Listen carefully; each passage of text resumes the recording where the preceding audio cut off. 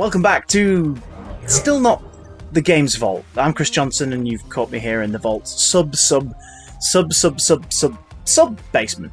I haven't found the Dom basement yet, but I live in hope. It turns out the Vault was keeping a few things from me. There's a comfy chair down here. Don't have that up in the main room. And also, these really old games cartridges. At least, I think that's what they are. There's loads of them on the shelves, and they're quite hefty. I think they're RPGs, because a lot of them contain swords and sorcery and boobs. Wonderful. Oh, also really long words, which make my head hurt. The first story we ever covered on the Games Vault back in our E3 special was the planned release of the Xbox mini fridge pictured here.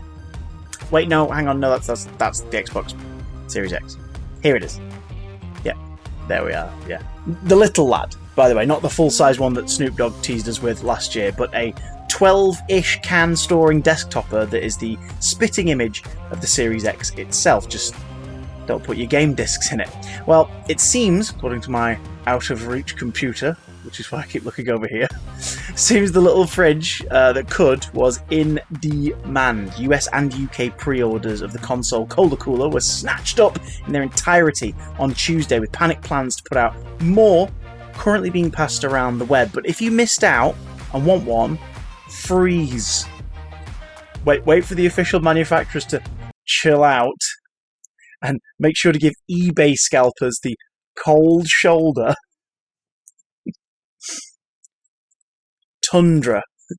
No. Now, talking of consumer demand and crashing web pages, the final fight of a Super Smash Bros. Ultimate caused an overcrowding issue on Nintendo's servers of all places, with the Switch eShop going kablam several times. But what do you expect when it's my boy Sora? Look at that absolute unit floating and flipping around his own arenas and everything. The star of the Final Fantasy and Disney crossover cult favourite series, Kingdom Hearts, is the last combatant to arrive in the Nintendo Switch DLC expansion to the Smash Bros. Latest outing, bringing the final cast of characters count up to a whopping 82, which is almost as maddening to get your head around as the plot of the Kingdom Hearts series itself.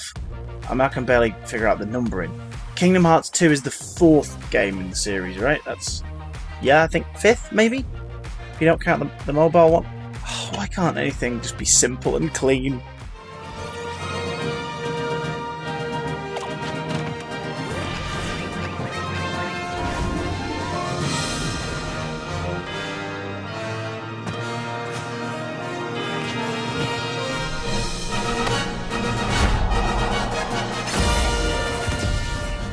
CD Projekt Red have announced that the PS5 and Xbox Series editions of the blockbuster RPG smash The Witcher 3 Wild Hunt have been delayed to 2022, but even more embarrassing is the accompanying news that so has the current generation version of 2020's most crushing disappointment, Cyberpunk 2077. So if you were waiting for any decent way to play the overhyped blockbuster cluck, then you may have to wait a little longer. And that's if it's even really playable by then anyway. Don't do Johnny Silverhand dirty again. And finally, maybe it is the lingering smell of Killer Croc from last week's episode, but we've somehow ended up with at least four exciting DC Comics announcements in the multiverse of gaming, all thanks to last weekend's DC Fandom event. The upcoming animated movie League of Super Pets is getting a tie-in game. Do you remember them? Thought we were rid of them. For previous generation consoles, Switch and PC, next year, with Kevin Hart and Dwayne "My Bay" Johnson apparently reprising their voice roles from the upcoming movie as Ace and Crypto the Superdog, respectively. To celebrate Wonder Woman's 80th anniversary, a classic style skin is being added to Injustice 2 Mobile, finally taking her place in the Trinity alongside the classic Soups and Bats that have been in there for ages now. Come on, why did it take this long? I mean, I know it's your anniversary, but come on, she should have been in it already.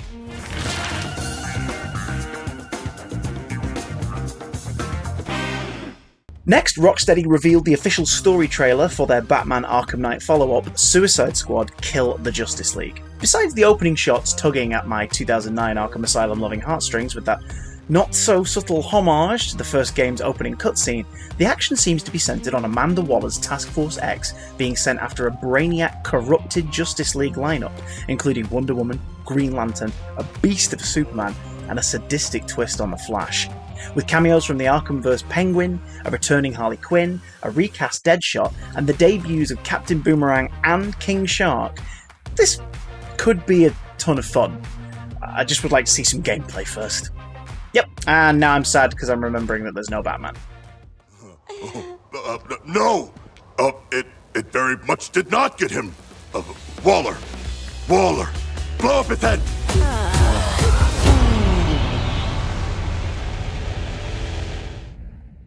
Well, at least I can play the other 2022 title they showed off more of, the RPG co-op tease Gotham Knights, which is all about, let me just check my notes again, a world without the Batman. Okay, I'm sensing a pattern here. Not set in the Arkhamverse, so please, friends and followers, stop asking me. The new story trailer puts all of its focus on the terrifying Court of Owls, the primary antagonist of the game, who will be putting our heroes Robin, Red Hood, Nightwing and Batgirl through their paces to see if they're worthy of their late mentor's mantle. Coming to previous and current generation, this is tied with Marvel's Midnight Suns for my most anticipated RPG title of 2022. What the hell keeps happening to all these Batman incarnations anyway? Someone needs to take up the cowl and fight crime in Gotham, or else we'll end up being governed by clowns. More than we already are, obviously. Wait, what's this?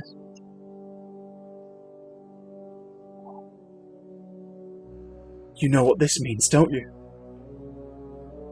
Because I have no idea. What is this? We left this line around. If you really want to go down this rabbit hole, you need to know there's no coming back from it.